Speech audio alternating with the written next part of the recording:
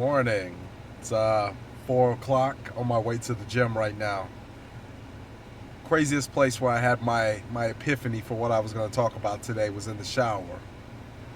And if my recorder is acting a little bit funny, it's not my fault. 13, 14, 15, all the way up to 16 probably.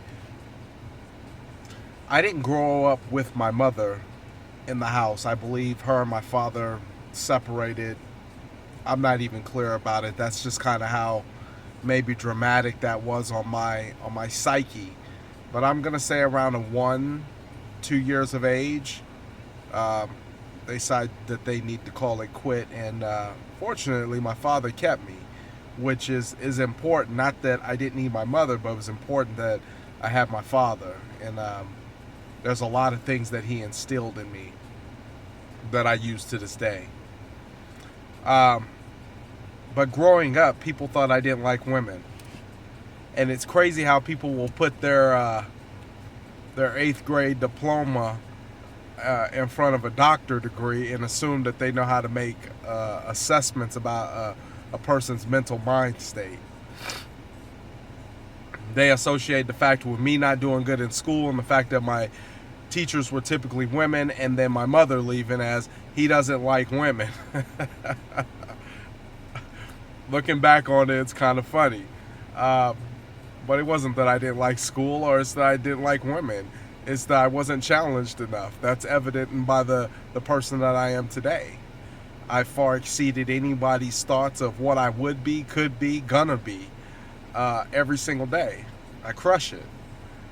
And it's just funny. I'm laughing because um, literally these people would say stuff like this, and I'd be like, "Yeah, I don't like women." Like, what? What's up, dude? The school sucks. It ain't nothing about the women. I'm not challenged. I'm different. But that difference, it landed me in juvenile facilities. And I said all that to say this is that I spent the majority of my time or my adolescence learning lessons. And I remember this one time I was in a juvenile facility, and I just do whatever kids do, but it seemed like I was more on the extreme side, whether I was trying to get attention or what my issue was. I just think it was the path that God had to take me down so that I could learn more than others. And I did. I've taken some from all of it.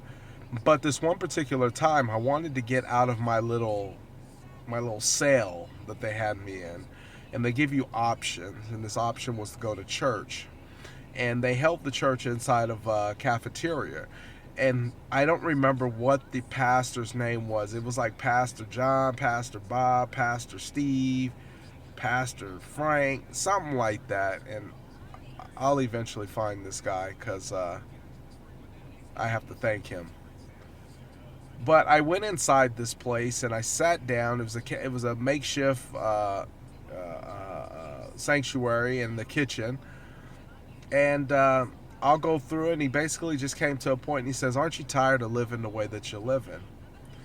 He says, "Aren't you tired of trying to figure it out on your own?" And he basically, in a roundabout way, said that you've tried it every way you can try.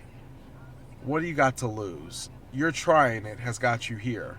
You're trying it has got you hurting your family. You're trying it has got you coming up short. You're trying, it's not working. He says, "Listen, if you're really not happy with the way life is and you want to change and you're tired of being here in places like this and separated from your family, he said, why don't you just let God try? So why don't you just commit and let God try? What the hell's the worst that can go wrong? What's the worst that can go wrong? He fails you? You already failed. You have nothing to lose." From that moment forward, my life has transitioned. And I say that to say this. I listen to a lot of different audiobooks. I read a lot of books. I study people. I look up Wikipedia on people's history. I go down through it because I want to know what's the story behind the story. And I'll tell you something. Out of a 500-page book that I may read, there's only one or two main nuggets that I need out of there. When I listen to hundreds of thousands of hours of audio, there's only 3 or 4 nuggets of information. But I say that to say this, that I went into that cafeteria strictly because I was looking for something else. And by chance, out of a 1-hour session, 3 minutes of that literally revolutionized my life from the age of 13. I'm now 38. That doesn't mean that I avoided any trials and tribulations, any setbacks, because my path still had to be walked. There were still things I still needed to experience. There were still trials and tribulations that I had to go through. There was still fire that I had to be tested under, and I'll talk about that at another point.